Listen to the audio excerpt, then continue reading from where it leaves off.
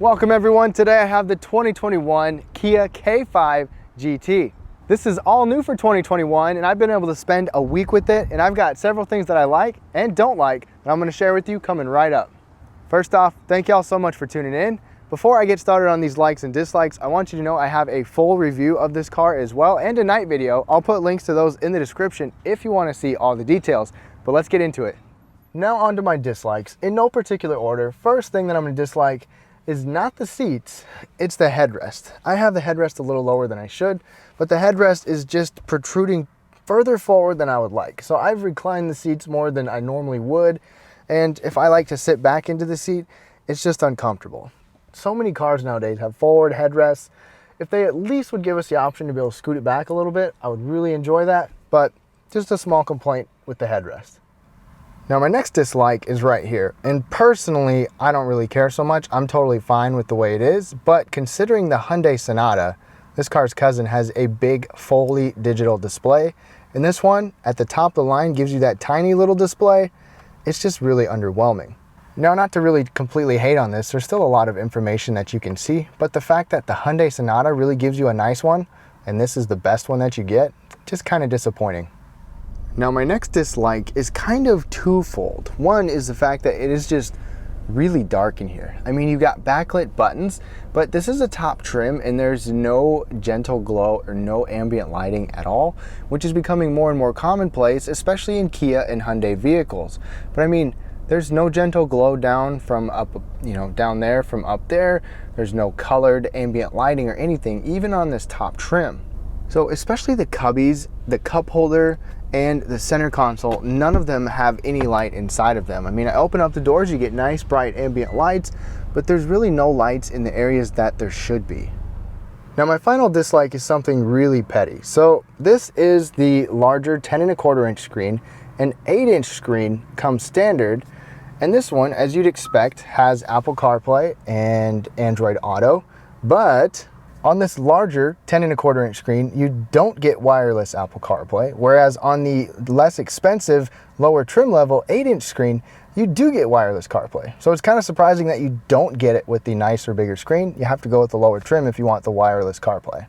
Now my first like, in no particular order, is the fact that you can get this Kia K5 with all-wheel drive. All-wheel drive is starting to become a little bit more common with these types of sedans. And I love the fact that you can get all-wheel drive available. It's front-wheel drive standard, but there's just one thing. All-wheel drive is only with the smaller 1.6 liter turbo. This one has a 2.5 liter turbo. There's no all-wheel drive available for that, but I still love that you can get it. Now my next like is the headlights, and it's not just this unique heartbeat daytime running light that's amber color. It's the fact that they actually improved these headlights after just a few months of production. So at the end of 2020, cars manufactured from then on have better headlights, in fact, massive improvements. And I've got a night review showing what it's like beforehand, but take a look at the charts. You can see the headlight difference from before and after, and then you've got the top of the line, top rated headlights. Now another like I have is under the hood. So this is the 2.5 liter turbocharged engine, which is what I like, direct and port injected. Nowadays, direct injected is almost exclusively the way that they are, but now we actually get port injection with this engine, because solely direct injected has its share of problems, as you've probably heard, but we have a combo of direct and port injection, so this is probably the engine I would go for because of that. Now my next light comes at night on this display. So if you go to setup, and this is a very unusual thing, but I really do appreciate it. You go to display right there, and then this has what you call a blue light filter. Now, this helps to reduce eye strain because it basically blocks blue light, which can be stimulating and can affect your sleep and even decrease your melatonin hormone, which helps you sleep. So you can have it automatically come on at certain times. You can have it scheduled to come on at certain times. You can even warm the screen up or cool the screen down depending on what works good for you. But this is like what you see on your phone, like the night mode, or the different things on your phones and computers to help you sleep. So that is, I really appreciate that. Now my final like is that this Kia K5 is really fun to drive. This is the GT model. We've got the fastest and most powerful engine under the hood. And I've got to tell you, it is a torque monster, over 300 pound-feet of torque.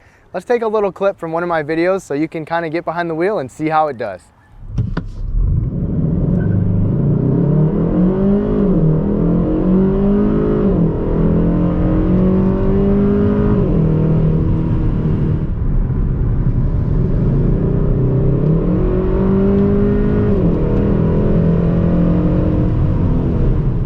So after spending a week with this all new K5 GT, I've got to say I still really like it despite those dislikes, and they're definitely not enough to make me not want to buy this car.